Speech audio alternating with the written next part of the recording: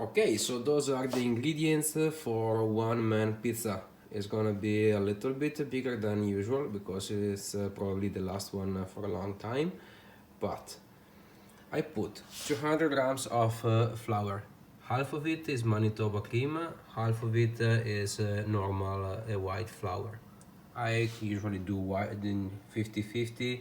You can try in the beginning to use only Manitoba cream. It's much easier to work. It has more protein in it. Then I have yeast. I'm using a frozen yeast because there's no way to find the dry one in the stores anymore, but it's gonna be okay. I'm gonna use half of this, even a little bit less than half. We'll see about that later. Then I have, I put here 7-8 grams of salt. I think 7 is normal. I go quite salty when I do it for myself. And then there's some olive oil. We're gonna use it later on, not in the dough, but just to work the dough around it. Water. Water has to be at like normal ambient temperature. So what I do, I normally take it from the top half an hour before and I let it be. It's a little bit more than half in weight compared to the flour. So here I have 120 grams. The amount of water, you can try different amounts. It's gonna yield a more hard or soft dough. You can have a different taste for it. So let's just try. Okay, so now we have the yeast. I'm using slightly less than half of a cube, and the trick is that we're going to dilute it in with the water. So I'm gonna put some of the water, not all of it, and slowly try to get it diluted. It's gonna take a couple of minutes. Okay, so now we're going to put stuff together. I have the two flours, 50-50. I start by mixing them with a fork. First step, and then I create a little bit of a hole in the middle. I have the yeast melted in water. I have my salt and the rest of the water. Now it is very important to mix the yeast with the flour way before the salt. Salt goes last. So we start with the yeast, just put it, and with the fork you start to mix it with the flour slowly. It has to stay quite liquid, so it takes in some of the flour, but remains very liquid. This is an important step. Now some people, when they reach this point, they let this mix be for a while, like half an hour, something like that, so that the growing process can begin. I'm going also with the rest of the water. I tried it, it doesn't really make such a difference in my opinion, so I will simply proceed. Now at this point I start to put the salt. I put it still on the side, so it's gonna be taken in as last component. If you put the salt in direct contact with the yeast, it's gonna kill it. Okay, I keep mixing, and now I'm going to slowly take in the rest of the flour. Don't rush this part, do it slowly. At one point it's start to become less and less liquid, and then you can work it with your fork in the beginning, like this.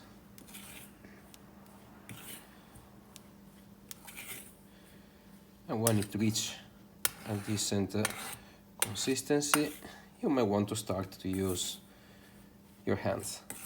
Wash your hands many times a day now.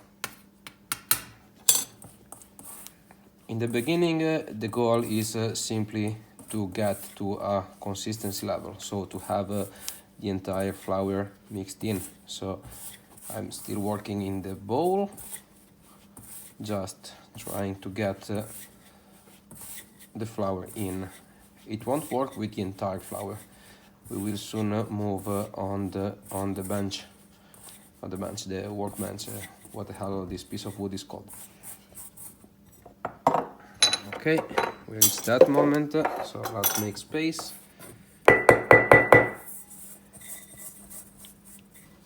We start now working the dough.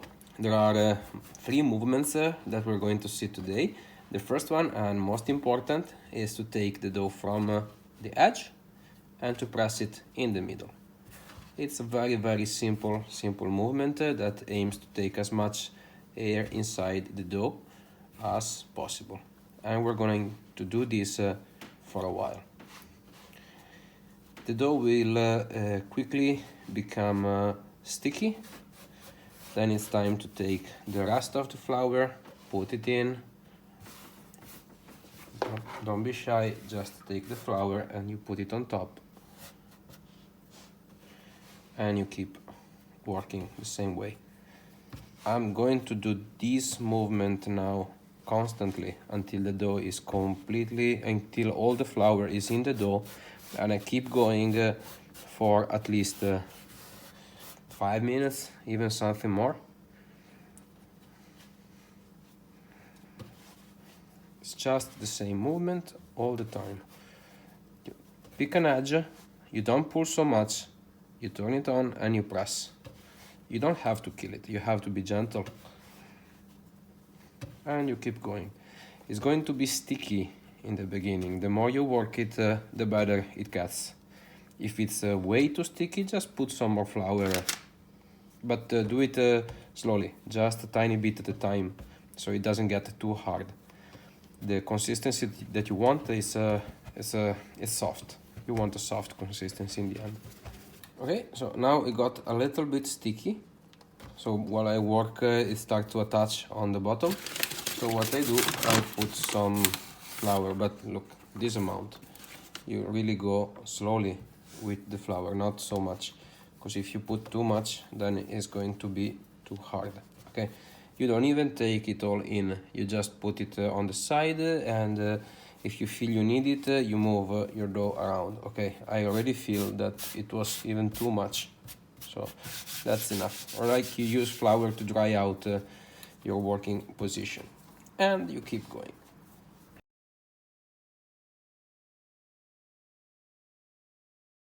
When the dough starts to become softer, there's the second movement. This movement, you have to take the dough and you slam it. Couple of times. This is supposed to break the gluten or to help. You feel that right after the slamming, the dough is softer. You really feel it. And you keep going. You do this movement, and then you slam it, this movement, and then you slam it, until you feel the dough is really soft. In a while, we will see the third movement and the last one.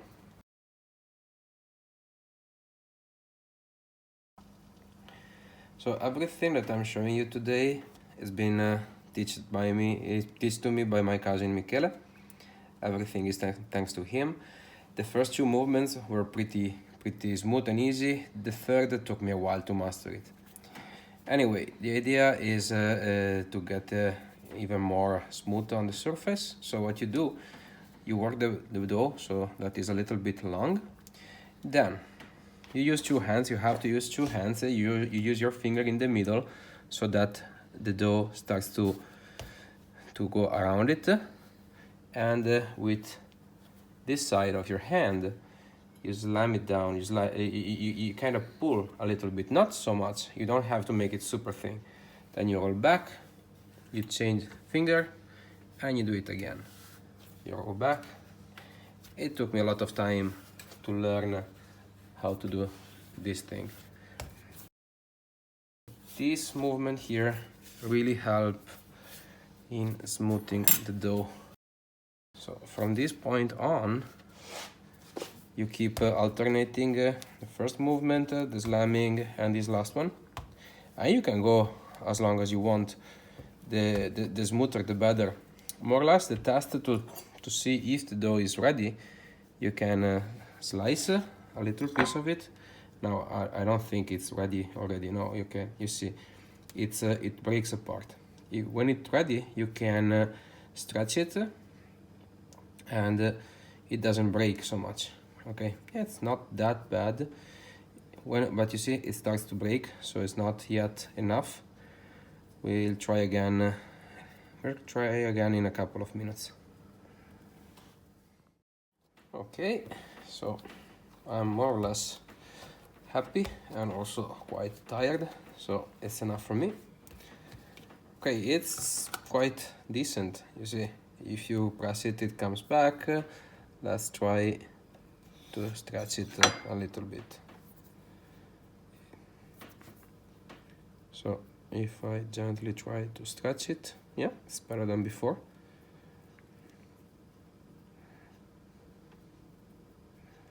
Now today I also tried to make it very humid, so a lot of water, and I feel it's different. Anyway, it's stretching quite okay.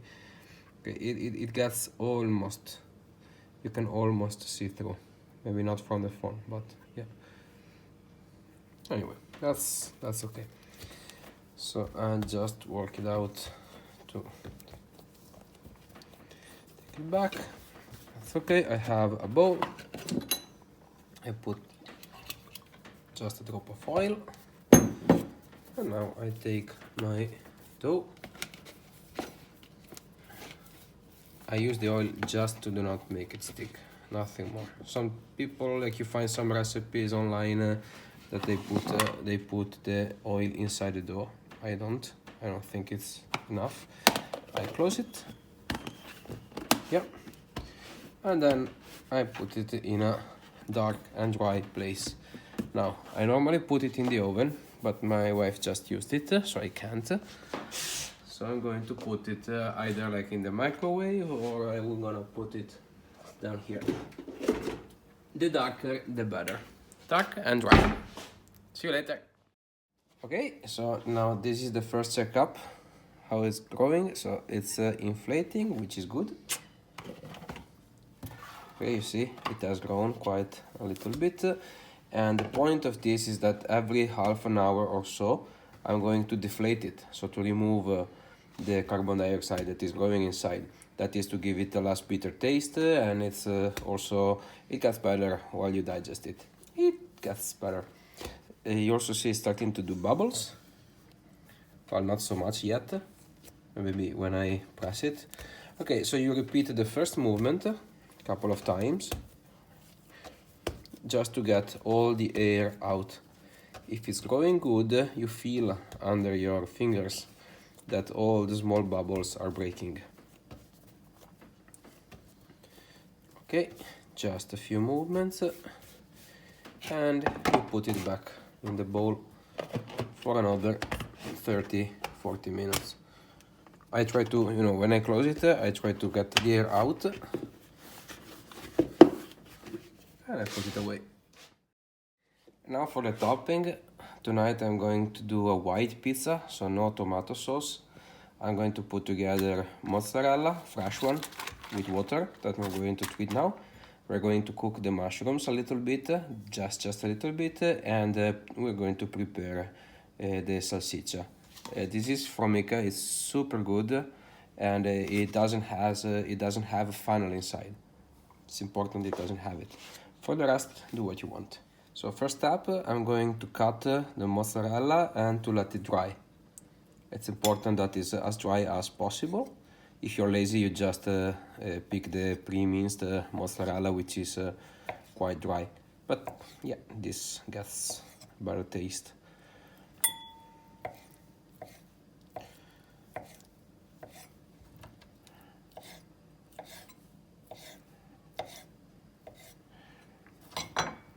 This is a very easy step. You just spread it as much as you can, and we let it be here until the moment we're gonna use it. Okay, now about the mushrooms, we're gonna need shiitake mushrooms. They're pretty good. Some garlic and some olive oil. You can put some salt in it. My dough got quite salty right now, so I'm going to do a completely salt-free topping.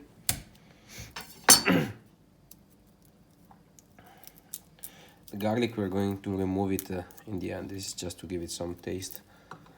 Okay, and this couldn't be easier than that.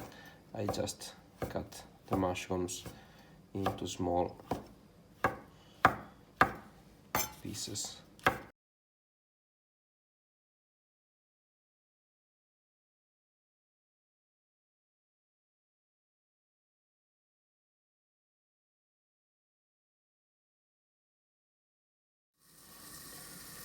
Okay, when they start to cook, the idea here is not to cook them completely because they will cook also inside the oven later on. Just to give them a half cook.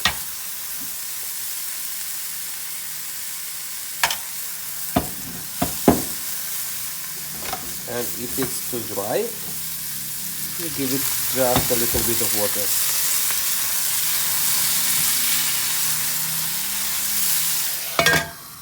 And keep the lid on. I'm going to open the salsiccia.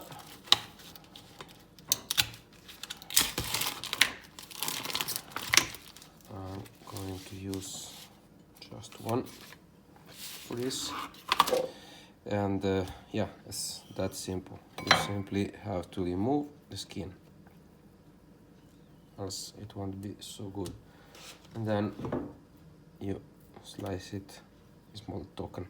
If you want, you cook it a little bit. I'm gonna cook it just a few seconds on a pan.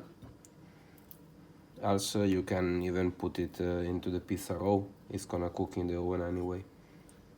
But it's big, so the more you cook it, the better it is. So it's about 2 hours and a half since I made the dough. During this process, I had worked out the dough 3 times, every 40-45 minutes, something like that. This is the result. It's still quite big, so I deflate it again. Every time I worked out, it was like this. So let's deflate it one more time.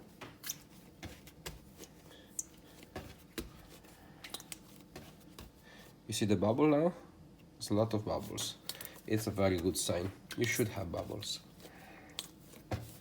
Okay, when it's well deflated,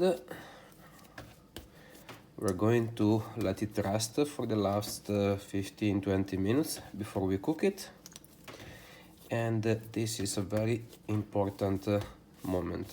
The last movement is called the pirlatura. It serves to create some tension on the top of the dough and to let it go. So you're going to use these 2 sides of your hand, and the idea is to simply pull the dough down in order to create more tension on it. So now you see, if I try to press it, it comes back and keeps the shape. This is important, don't forget to do this. I put it here and I cover it so it doesn't dry.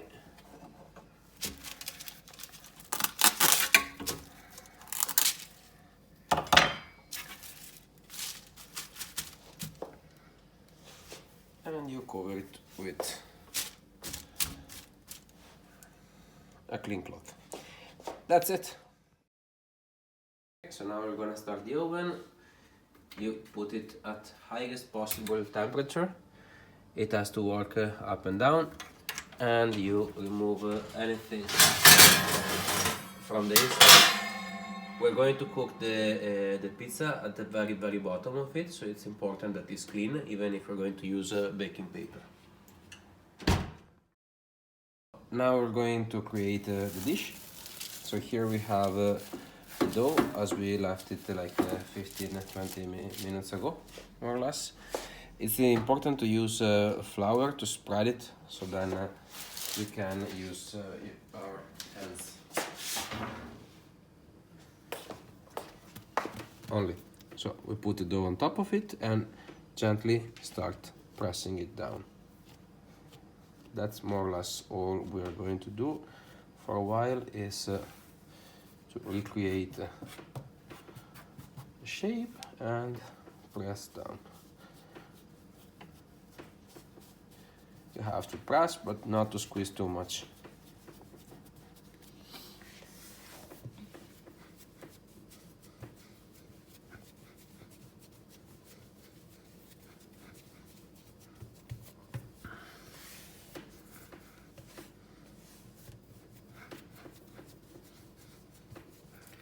This kind of pizza is the Naples style. So it's gonna have very thick borders that are going to grow a lot in the oven, and also the center part is gonna be thinner, of course.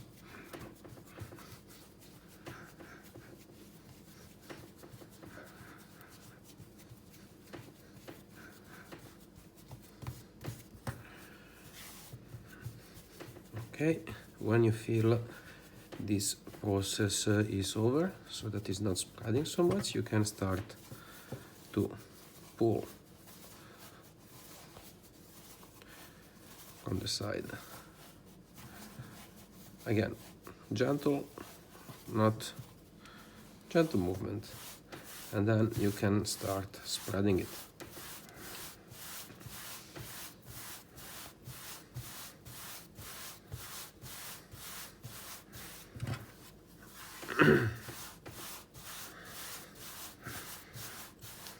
Now, when you do this, there are a few tricks that you can use. The easiest one is to use gravity. So you find an edge like this. This is going to get messy on the ground, but it's very, very easy to do. Can you go down a little bit? Yeah.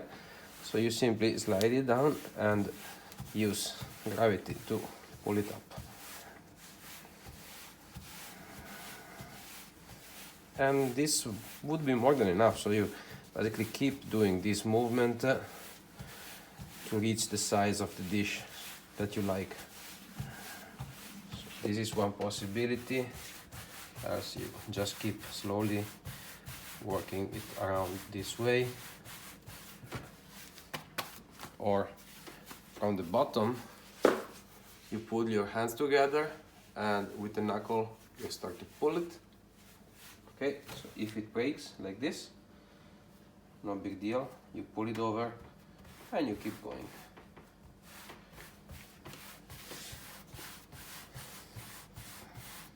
When you do the knuckle movement, you start like this and you spread it like this, trying not to break it like I did.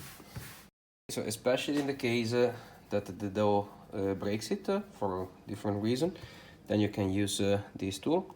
It's gonna help you a lot, especially in the beginning. I mean, for me it's still very difficult to make a perfectly round shaped dish, so I'm going to get some help. When you use this, you don't have to push so much. Again, everything, it has to be very, very gentle.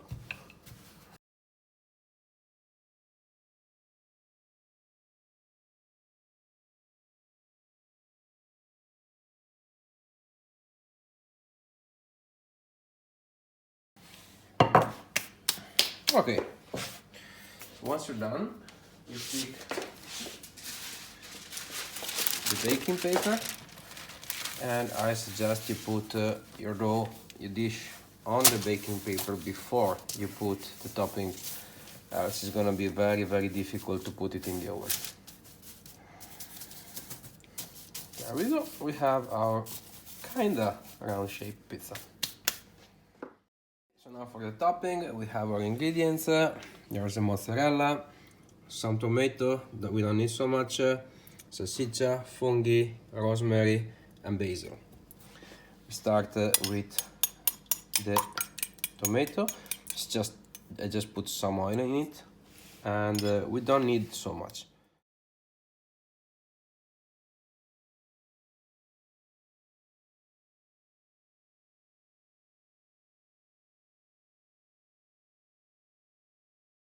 Okay. Then I go with salsiccia and the mushrooms.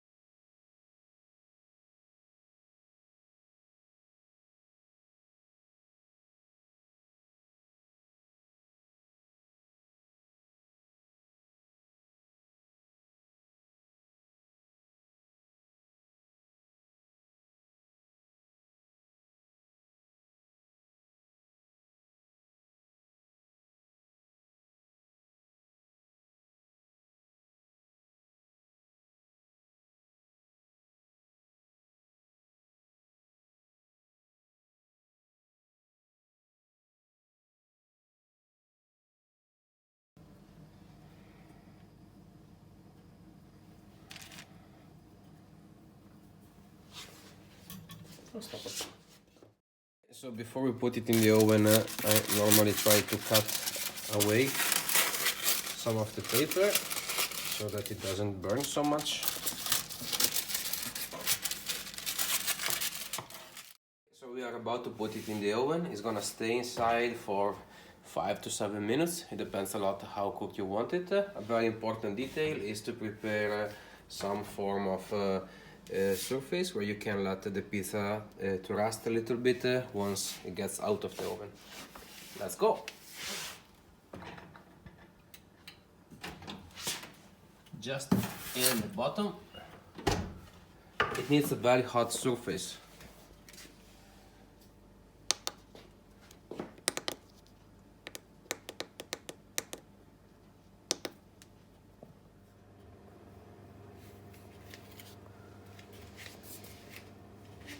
Let's go. Now I'm using this to help me. Okay, there's a lot of heat coming out. Be careful. Nice. And again, I suggest you remove the paper and you let it rest for a couple of minutes on top of the grid. It will keep growing inside now. Like this is the last 2 or 3 minutes of the cooking. Yeah, I think it's a good result. Okay, so this is the end result. It's a very nice pizza. Now you can do your own. Remember that making pizza is like making love. You have to know your business, but always be open to experimentation.